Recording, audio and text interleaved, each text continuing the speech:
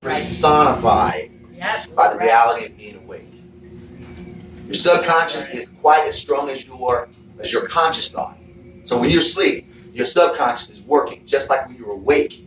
Your conscious is working. But what you don't realize a lot of times is your conscious is feeding off of what you fed your subconscious.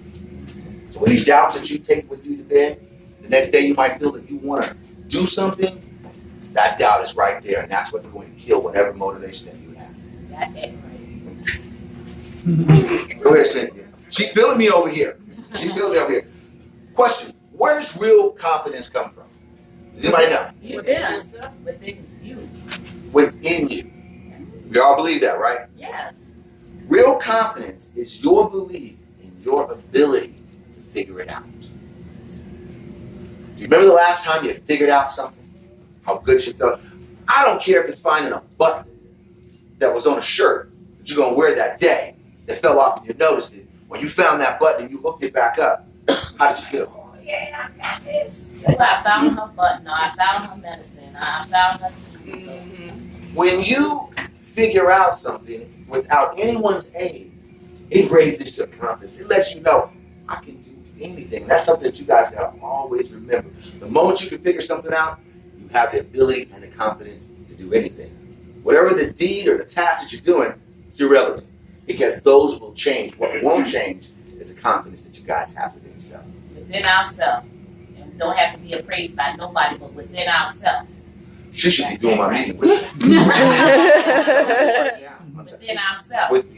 Now here's two things that I like to follow after confidence, and I always do. Enthusiasm and perfection. Are we familiar with those two terms? Yes. Who's a perfectionist? Raise your hand. Let's see your hand. Who's a perfectionist? Who's enthusiastic? I love enthusiastic people. Perfection. When you're a perfectionist, here's the downside about it being perfect. There's nothing after that. There's no thoughts. There's no, I'm going to do something better. It's perfect. Let me just lay down that down. But when you embody enthusiasm will let you know, hey, there's something more that I can do. There's something more on this that I can do. That's why you always have to, we got another potty coming in here. Hi.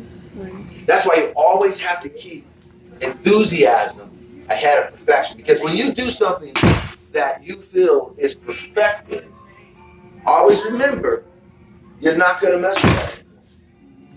And just like ourselves, when we stop messing with ourselves, what happens? What happens when we stop growing? Slack up. What happens when we stop discovering? What we do is we die. See, in our lives, what we don't seem to realize a lot of times in our lives, we adapt, we adjust, or we die. Are you guys familiar with those three terms? Say it with me. Adapt, adjust, or die. And I don't mean literally die. That can happen too. But I mean just the whole will and the whole determination of whatever, it's dead. If you don't learn to adapt and adjust. It's very, very important. It's something about self-progress and self-awareness, because these are two things. When you're progressing, you're always happy. You're always happy. I don't care if it's a little bit. When you just get this far down the road and then this far down the road, this is progression, and you're happy about that. It's something about not being aware. Now, here's an example of not being aware. I swear I tried this shit and it's just not working. I swear they were coming, but I just don't see them. They're coming, and it's working. It's just, you just don't see. We can never ask for when it's going to work, because that's almost like watching water boil. Steady downfalls, though. I'm sorry? Steady downfalls we get all the time. You know, we can have power and stuff within ourselves, and all that you told me. Here's a question. Does life happen to you or life happen for you? Ooh, show of hands. Life happens to you. Life happens for you. Show of hands. So if life happens for you, there's no such thing as a downfall. There's no such thing as failing. It's just you just found another way that doesn't work. Every day, Monday through Friday, we out motivated. I never. I don't believe in the failing thing. It's just something that we find that doesn't work. We come back at it. And even from management, working with you guys, working with people, it's not that you're doing a bad job. It's just find a better way to do this job. Amen. Now, I've always been a manager that led by example. You know, I mean, I'll get in the muck because I don't want anybody to feel that I'm asking you to do something that you know wouldn't do. I don't. Glory to God. Glory to God. That's something very important. We got to always remember.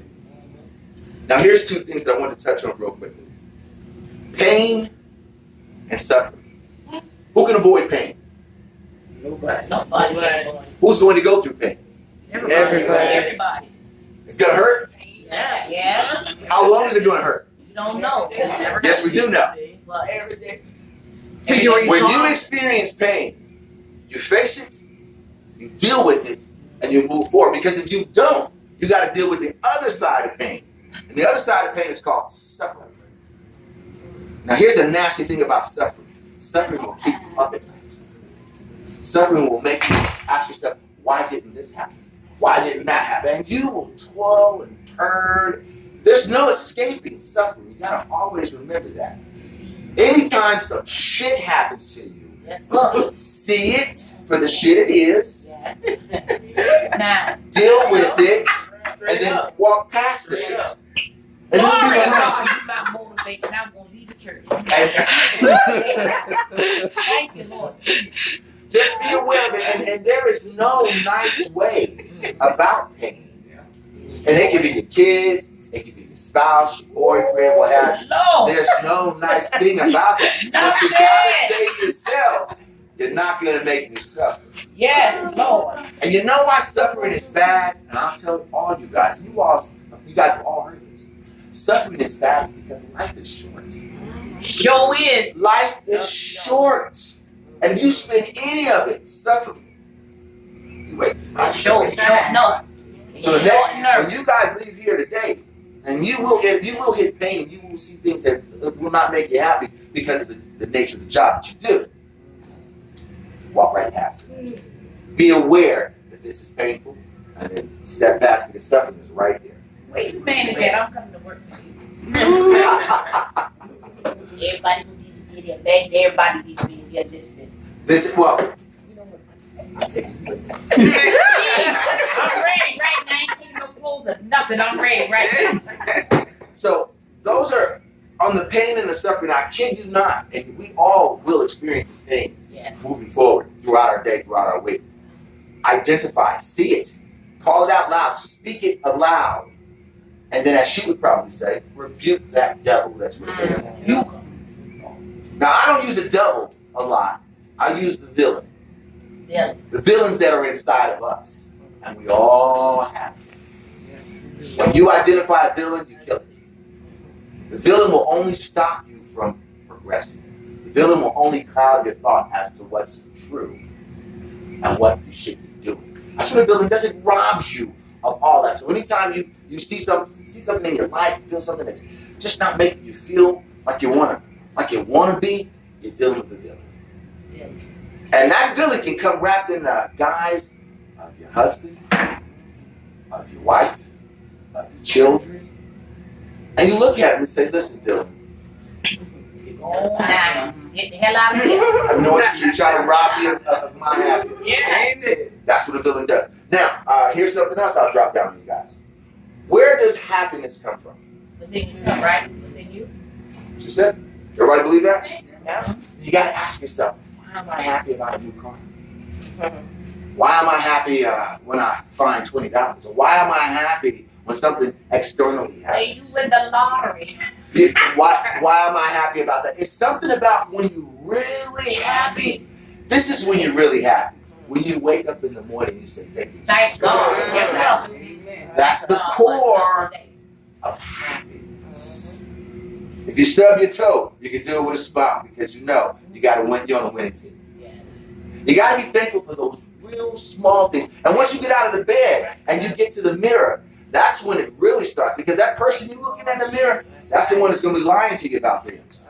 You got to be honest. You got to let that person know that you're looking at what's true, not what's right or what's wrong. for what's true. Yes.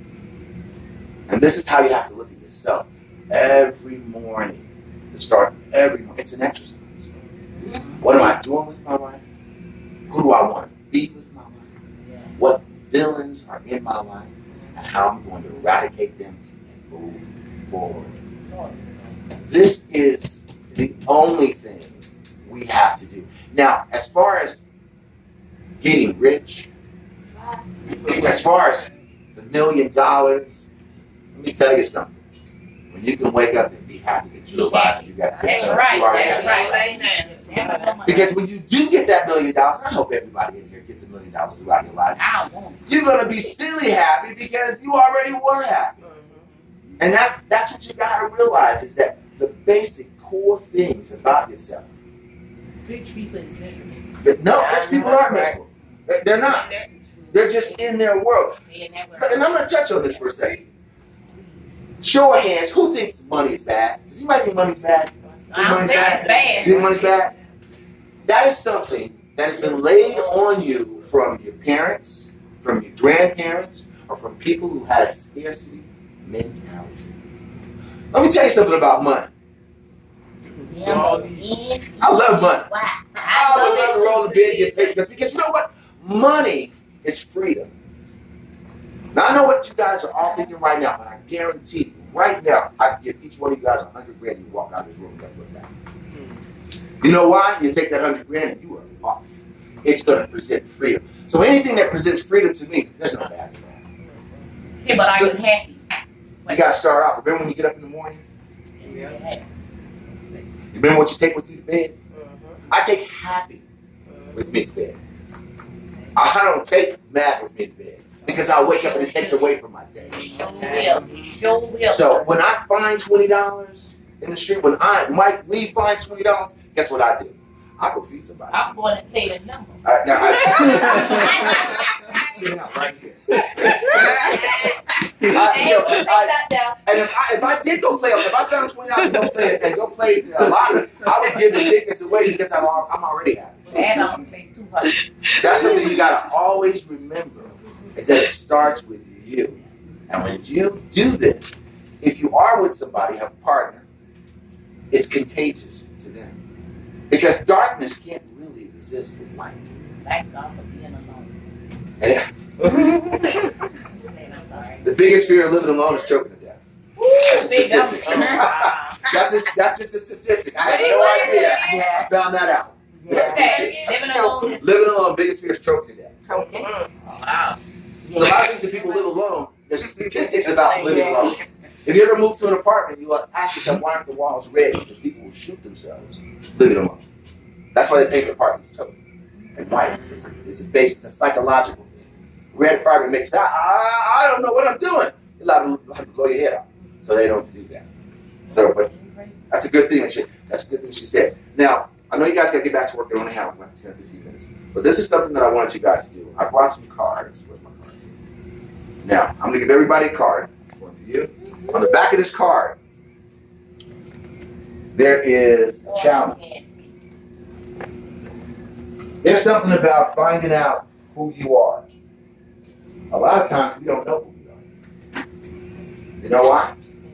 Because people have been telling us who we are for so long, instead of us finding out who we are. On the back of this card, I put down 1, 2, but I put down 5 things. 5 things that you can do that you're good at. You'd be surprised how hard it is to get to 5. But that's a practice.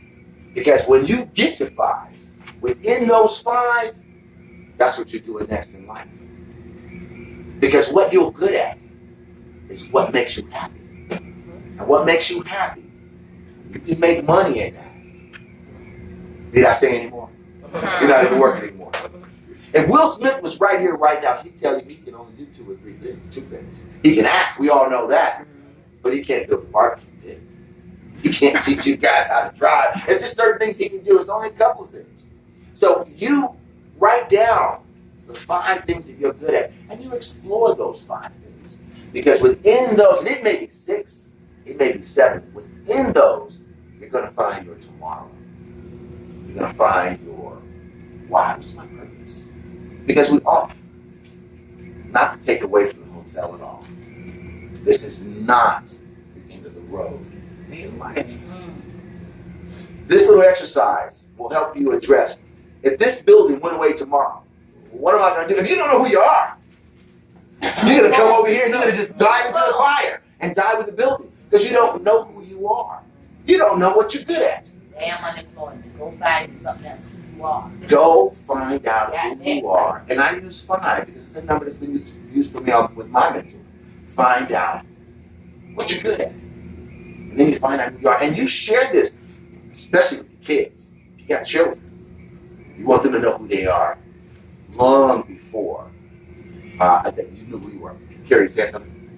It's 1 minute. You got 1 minute. Okay, all right. So, do the exercise on the back. Because let me tell you something. What we're doing right now, this is just a hot shot. Okay? I mean, if I were here all the time, I'd be here all the time. But this is just a hot shot. I'm going to lay a couple of things on what I actually talk with groups of people about. But your sister hotel in Statesboro, love those guys. I've been going over there for about a year. I didn't even know what I did, but I love those guys. They're beautiful people. When are you coming back here? Soon. But one thing about over there, what they did that I saw that I didn't like the way the people treated them. Lord Jesus, come back in a hurry. It's like they were invisible. And I want you guys to know, the reason why that's happening is because it's not you. It's whatever's going on in that individual's life is probably so turmoil, so chaotic, or a lot of times on a generous note, they might be oblivious to their behavior. Self-absorbed. So don't get caught up on the lack of a thank you or lack of a good morning. That's when you kick that up. So when you see those faces coming out of the room, good morning. You throw that contagious good spirit. I'm happy because I woke up happy. That's what you put out every day. And it can be tiring and exhausting, but I tell you what, it will catch on. And people will say stuff like this in the beginning. Why is she so damn happy? What is she smiling for all the time?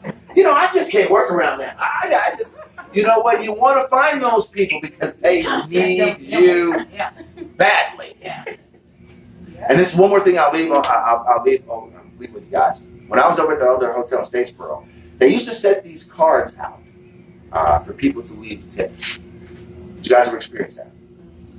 Okay, they stopped doing that over there because people really don't carry cash as much. And I don't know what they're working on over there, but I suggested that management work something out with their books, that when the person checks out of the hotel, there's an option. Hey, do you want to leave it?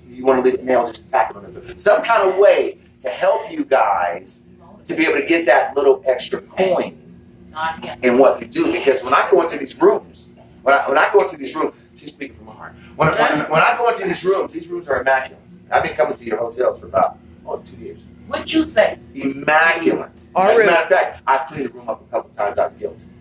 I know that didn't happen for you guys. I mean, I'll look around and say, oh, I gotta clean this room up. Jesus. I'll make the bed and the whole, I'm just how I am. So just remember, whatever you're encountering out there, that's their trouble. And they haven't found a way to find happiness in their lives immediately. But what you guys know right now, my happiness starts when I wake up in the morning. Oh, Jesus. That's when my happiness starts. And if you wake up next to somebody not happy, keep waking up happy. Let them know this is how I'm going to roll. You either going to be happy with me, or you're going to be sad by yourself. Because life is, here with me, too short. Too short. Okay, I want to thank you guys. I want to thank you. And Lord brought me down here. And we'd love to come back anytime. Soon. Because this is what it's about. This synergy. Yeah. It's what it's about. This contact is what we must maintain. Remember, we all got cell phones on us right now, right? Yes. So we all have bitten the apple on the technology in that kind of world. But don't be fooled. This is what's important. This is what's important. That's right. This is what's important. You gotta always get back to this. You better say it. Okay? Always remember that. All right, so that's all I have. We are